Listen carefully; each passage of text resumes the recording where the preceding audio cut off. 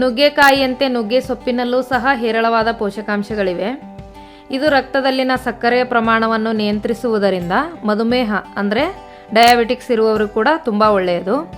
ಇದರಲ್ಲಿ ಹೆಚ್ಚಿನ ನಾರು ಅಂದರೆ ಫೈಬರ್ ಜಾಸ್ತಿ ಇದೆ.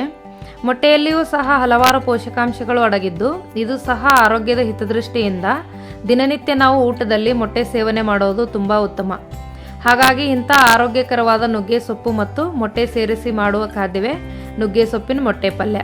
ಇದು ರುಚಿಯಲ್ಲೂ ಹಾಗೂ ಆರೋಗ್ಯದಲ್ಲೂ ಎರಡರಲ್ಲೂ ತುಂಬ ಒಳ್ಳೆಯದು. ಹಾಗಾದರೆ ಇಂಥ ಆರೋಗ್ಯಕರವಾದ ನುಗ್ಗೆ ಸೊಪ್ಪಿನ ಮೊಟ್ಟೆ ಪಲ್ಯ ಮಾಡೋ ವಿಧಾನ ಹೇಗೆ ಎಂದು ತಿಳಿಯಲು ಈ ವಿಡಿಯೋ ಪೂರ್ತಿಯಾಗಿ ನೋಡಿ. ಇಷ್ಟವಾದರೆ ಲೈಕ್ ಮಾಡಿ. ಆದರೆ ಅದಕ್ಕೂ ಮೊದಲು ನಮಸ್ಕಾರ, ಪಾಕಶಾಸ್ತ್ರ ಚಾನಲ್ಗೆ ಸ್ವಾಗತ. ನಾನು ಸುರೇಖಾ ತಳವಾರ್. ನಮ್ಮ ಚಾನಲ್ಗೆ ಸಬ್ಸ್ಕ್ರೈಬ್ ಮಾಡಿಲ್ಲ ಅಂದರೆ ದಯವಿಟ್ಟು ಸಬ್ಸ್ಕ್ರೈಬ್ ಮಾಡಿ. ಹಾಗೆ ಪಕ್ಕದಲ್ಲಿರೋ ಬೆಲ್ಲೈಕನ್ ಪ್ರೆಸ್ ಮಾಡಿ. ಬೆಲ್ಲೈಕನ್ ಪ್ರೆಸ್ ಮಾಡೋದ್ರಿಂದ ನಮ್ಮ ಹೊಸ ವಿಡಿಯೋಗಳ ನೋಟಿಫಿಕೇಷನ್ ನಿಮಗೆ ಬರುತ್ತೆ. ನುಗ್ಗೆ ಸೊಪ್ಪಿನ ಮೊಟ್ಟೆ ಪಲ್ಯ ಮಾಡೋ ವಿಧಾನ ನೋಡ್ಕೊಳ್ಳೋಣ.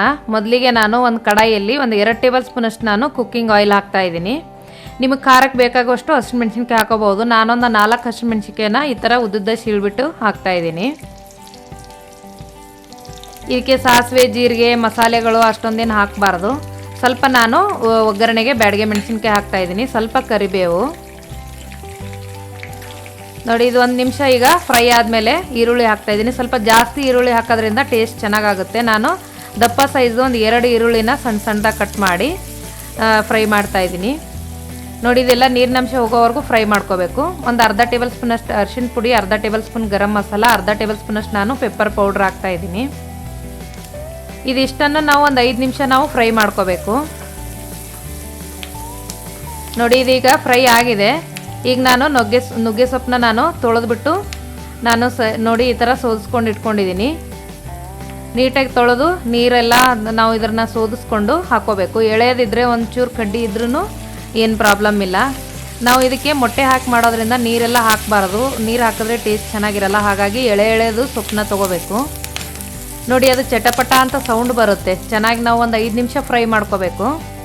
ಒಂದು 5 ನಿಮಿಷ ಫ್ರೈ ಆದಮೇಲೆ ಉಪ್ಪು ಹಾಕೋಬೇಕು, ಇಲ್ಲಾಂದರೆ ಕಹಿ ಬರುತ್ತೆ.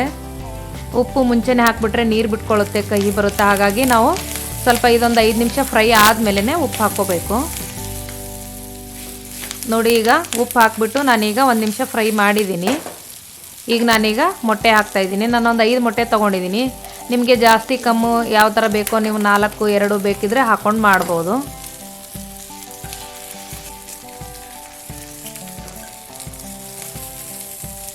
ನೋಡಿ. ಈ ಥರ ಮೊಟ್ಟೆ ಹಾಕಿದ್ಮೇಲೆ ನಾವು ಇದನ್ನು ಜೋರು ಉರಿಯಲ್ಲಿ ನಾವು ಚೆನ್ನಾಗಿ ಫ್ರೈ ಮಾಡ್ಕೋಬೇಕು. ಮಿನಿಮಮ್ ಒಂದು 5 ನಿಮಿಷನಾದರೂ ನಾವು ಇದನ್ನು ಫ್ರೈ ಮಾಡ್ಕೋಬೇಕು ನೋಡಿ. ಈ ಥರ ಎಲ್ಲ ಬಿಡಿ ಬಿಡಿ ಆದಮೇಲಾದರೂ ಒಂದು 2 ನಿಮಿಷ ನಾವು ಇದನ್ನು ಫ್ರೈ ಮಾಡಿಕೊಂಡ್ರೆ ರೆಡಿ ಆಯಿತು ನೋಡಿ. ನುಗ್ಗೆ ಸೊಪ್ಪಿನ ಮೊಟ್ಟೆ ಪಲ್ಯ ರೆಡಿ ಆಯಿತು. ಟೇಸ್ಟು ತುಂಬ ಚೆನ್ನಾಗಿರುತ್ತೆ. ನೀವು ಕೂಡ ಟ್ರೈ ಮಾಡಿ. ಮಾಡೋ ವಿಧಾನ ಕೂಡ ತುಂಬ ಈಸಿ ಇದೆ. ತುಂಬ ಬೇಗ ಕೂಡ ಮಾಡ್ಕೋಬಹುದು. ಹೆಲ್ತಿಗೆ ಕೂಡ ತುಂಬ ಒಳ್ಳೆಯದು. ನುಗ್ಗೆ ಸೊಪ್ಪಿನ ಮೊಟ್ಟೆ ಪಲ್ಯ ಮಾಡಲು ಬೇಕಾಗುವ ಸಾಮಗ್ರಿಗಳು ನೋಡಿ. ನಾನು ಇಷ್ಟು ನುಗ್ಗೆ ಸೊಪ್ಪನ್ನ ನಾನು ಬಿಡಿಸಿ ಇಟ್ಕೊಂಡಿದ್ದೀನಿ. ಅದು ಎಳೆ ತೊಗೊಂಡಿದ್ದೀನಿ. ಒಂದು 5 ಮೊಟ್ಟೆ, 2 ಬ್ಯಾಡಗೆ ಮೆಣಸಿನ್ಕಾಯಿ, ಸ್ವಲ್ಪ ಕರಿಬೇವು, ಒಗ್ಗರಣೆಗೆ ಸ್ವಲ್ಪ ಎಣ್ಣೆ, ರುಚಿಗೆ ತಕ್ಕಷ್ಟು ಉಪ್ಪು, ಅರ್ಧ ಟೇಬಲ್ ಸ್ಪೂನು ಗರಂ ಮಸಾಲ, ಅರ್ಧ ಟೇಬಲ್ ಸ್ಪೂನು ಪೆಪ್ಪರ್ ಪೌಡ್ರು, ಅರ್ಧ ಟೇಬಲ್ ಸ್ಪೂನು ಅರಿಶಿಣ ಪುಡಿ, 4 ಹಸಿಮೆಣಸಿನ್ಕಾಯಿ, 2 ದಪ್ಪ ಸೈಜ್ದು ಈರುಳ್ಳಿ.